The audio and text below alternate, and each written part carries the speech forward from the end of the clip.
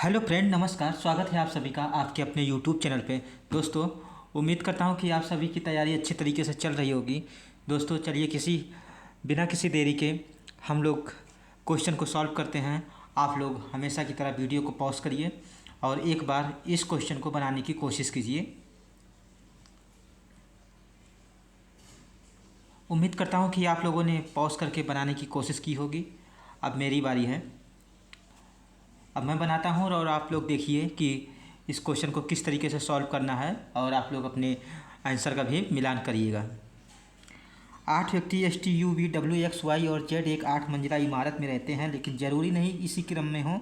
सबसे नीचे वाली मंजिल को 1 क्रमांकित किया गया है और उसके ठीक ऊपर वाली मंजिल को 2 से क्रमांकित किया गया है। प्रत्येक मंजिल पर केवल एक व्यक्ति रहता है। दोस्तों, ये जो है फ्लोर बेस पजल होता है और जब ये ऐसा पजल आता है तो हम लोग स्लॉट तैयार कर लेते हैं, 8 मंजिल बना लेते हैं और उसी में कंडीशन को सेट करते हैं। तो चलिए वैसा ही करते हैं। 8 7 6 5 4 3 2 1।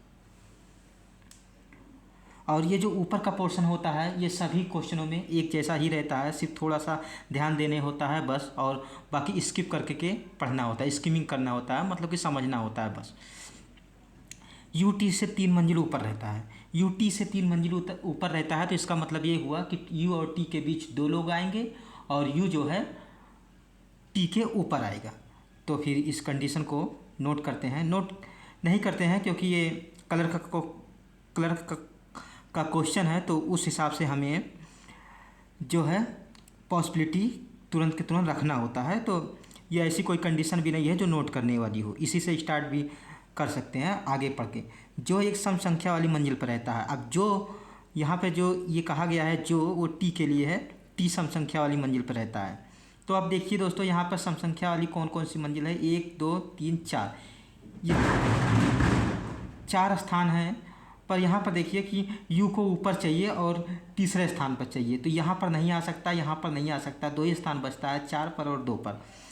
तो जब 4 पर और 2 पे आ रहा है तो एक एक करके हम वहाँ पे रख देते हैं और t को यहाँ इसके 2 ऊपर u चाहिए था और इसके 2 ऊपर u चाहिए था, इस तरह से। अब आगे कंडीशन को पढ़ते हैं।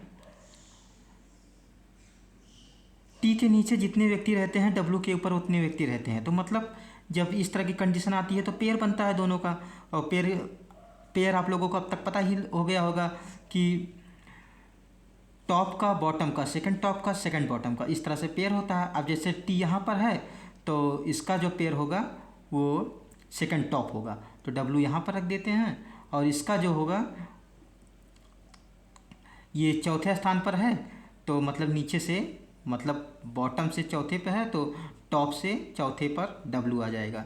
1 2 3 4 डब्ल्यू यहाँ पर आ गया। आगे देखते हैं। एस बी के ठीक ऊपर रहता है। यस जो है बी के ठीक ऊपर रहता है, मतलब दोनों साथ में आएंगे। तो यहाँ पर देखिए, यहाँ पर दोनों को साथ में रखने के लिए यही एक जगह है एस बी के ऊपर। और यहाँ पर तो एक पॉसिबिलिटी निकल के आ रही है कि या तो इस वाले पे आ जाएगा या तो या इस वाले पे आ जाएगा।